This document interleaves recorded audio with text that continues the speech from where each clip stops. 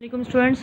जी बच्चे, हमारा आज का टॉपिक है जॉइंट्स वो जोड़ जिसे आप कहते हैं। ये वो पॉइंट होता है जहाँ पे दो हड्डियाँ जो होती हैं, दो बोन्स होती हैं, वो आपस में मिलती हैं। ठीक है बच्चे, तो हम जो जोन्स है इसकी हम मुख्तलिफ तरीके से क्लासिफिकेशन करते हैं। जैसे ये आपके सामने फंक्शनल क्लासिफिकेशन लिखी हुई है। जैसे मिसाल के तौर पे ऐसे जॉइंट्स यानी मूवमेंट के अतबार से जो जॉइंट्स है वो मूव करते हैं, लाइक मूवेबल जॉइंट्स हो गए, स्लाइटली मूवेबल जॉइंट्स हो गए, फ्रीली मूवेबल, यानी ऐसे जॉइंट्स जिनमें बिल्कुल हरकत नहीं होती है। दूसरे नंबर पे ऐसे जॉइंट्स आते हैं जो बहुत थोड़ा सा मामूली किस्म से हरकत कर सकते हैं। और तीसरी किस्म पे ऐसे जॉइंट्स आते हैं जो फ्रीली मूव कर सकते हैं। और दूसरी हम स्ट्रक्चरल क्लासिफिकेशन करते हैं।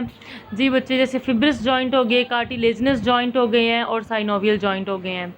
ये जो फिब्रिस जॉइंट होते हैं ये इमूवेबल जॉइंट होते हैं। अभी मैं आपको तफसील से बताती हूँ कि फिब्रिस जॉइंट भी क्या होते हैं, लेकिन ये इमूवेबल होते हैं। कार्टिलेजिनस जॉइंट है ये स्लाइटली मूवेबल यानी थोड़ा सा मूवेबल जॉइंट्स होते हैं, और साइनोवियल जॉइंट्स है जो फ्रीली मूवेबल जॉइंट्स होते हैं।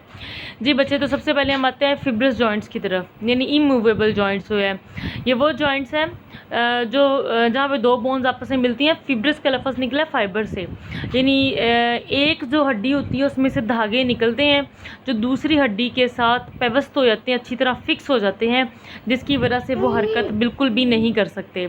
आप इसकी मिसाल देख सकते हो, जैसे हमारे स्कल यानी खोपड़ी के अंदर मौजूद जॉइंट्स हैं वो बिल्कुल हरकत नहीं करते, फिक्स होते हैं। इसी तरह दांत है वो हमारी मुंह के अंदर होती है और वो हरकत नहीं कर सकते, वो भी फिब्रिस जॉइंट है, वो अच्छी तरह से अंदर फिक्स होते हैं। दूसरा है कार्टिलेजिनस जॉइंट। इसमें दोनों हड्डियों के सिरे पे यानी कार्टिलेज होता है और वो थोड़ी सी मूवमेंट होती है। जैसे वर्टिब्रल कॉलम यानी रीढ़ की हड्डी के अंदर जो वर्टिब्री है वो कार्टिलेजिनस जॉइंट के साथ जुड़े हुए हैं, और वो जो मोहरे होते हैं और गर्दन के या जो वर्टिब्रल कॉलम के अंदर वर्टिब्री वो थोड़ी सी हरकत कर सकते हैं। तीसरी है साइनोवियल जॉइंट।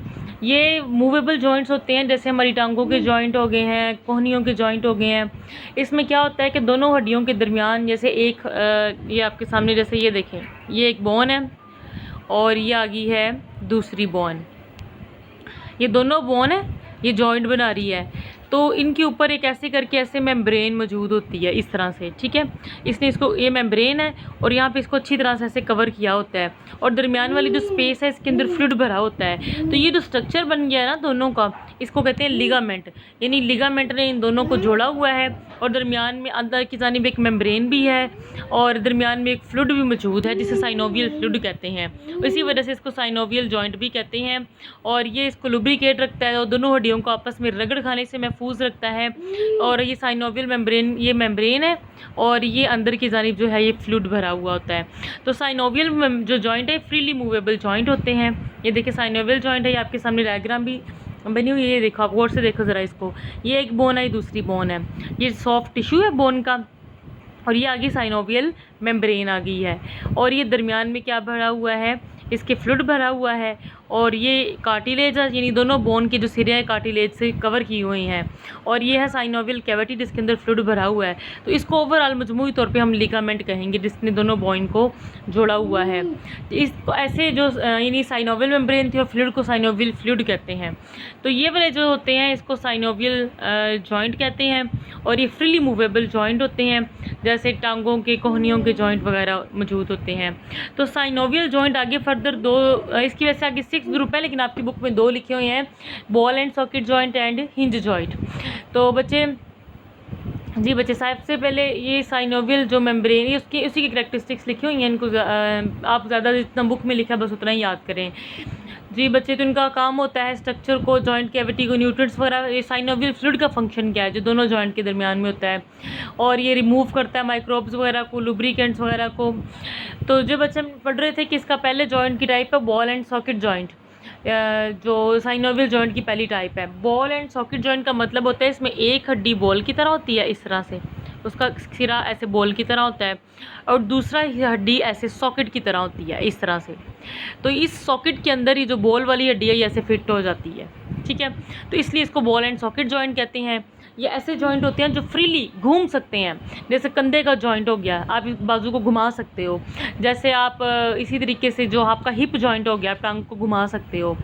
तो ये लिगामेंट या टेंडन की मदद से होते हैं। इसकी मिसालें शोल्डर एंड हिप जॉइंट की है। इसमें एक हड्डी बॉल की शेप की होती है, दूसरी सॉकेट की शेप की, दोनों फिक्स होते हैं और रिमूव कर सकते हैं। दूसरा, इसमें बॉल एंड सॉकेट जॉइंट के अंदर बच्चे क्या होता है कि इनके जो मसल्स होते हैं ना, ये एक दूसरे के इस तरह से होते हैं। जैसे ये एक इधर है और दूसरा इधर है, तो ये आपस में पैरेलल होते हैं। इनफैक्ट एक परपेंडिकुलर होते हैं, इस तरह से इधर और इस तरह से इधर, ये मसल्स इस तरह से आपस में होते हैं। दूसरा आता है हिंज जॉइंट। तो ये फ्लेक्शन और एक्सटेंशन होती है। ये ऐसे जॉइंट होते हैं जो सिर्फ, यानी बॉल एंड सॉकेट जॉइंट तो चारों तरफ घूम सकते हैं ना, लेकिन जो हिंज जॉइंट है वो सिर्फ एक डायरेक्शन में हरकत कर सकते हैं बस। जैसे कोहनी है, ये सिर्फ एक डायरेक्शन में हरकत कर सकती है। इसी तरह जो हमारी घुटने का जोड़ है वो भी बस आगे पीछे हरकत कर सकता है। तो ये मिसालें हैं हिंज जॉइंट की।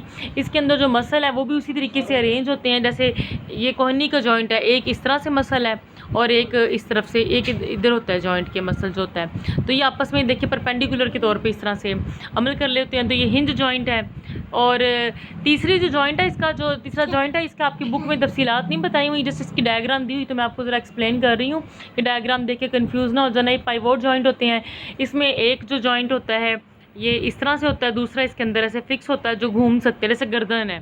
प्रोक्सिमल या डिस्टल जो होते हैं एंड, तो इसे पाइवोट जॉइंट कहते हैं। ये हिंज जॉइंट है, ये मैंने आपको पहले भी बताया है कि ये वो जॉइंट है जो सिर्फ एक डायरेक्शन में हरकत कर सकते हैं, एक प्लान में हरकत कर सकते हैं, यानी फ्लेक्शन और एक्सटेंशन। जैसे कोहनी का जॉइंट है, जैसे घुटने का जॉइंट है, ठीक है, एल्बो जॉइंट या नी जॉइंट वगैरह हो गया। और ये बॉल एंड सॉकेट जो मैंने आपको भी बता रही थी, तमाम डायरेक्शन में रोटेशनल मूवमेंट कर सकते हैं।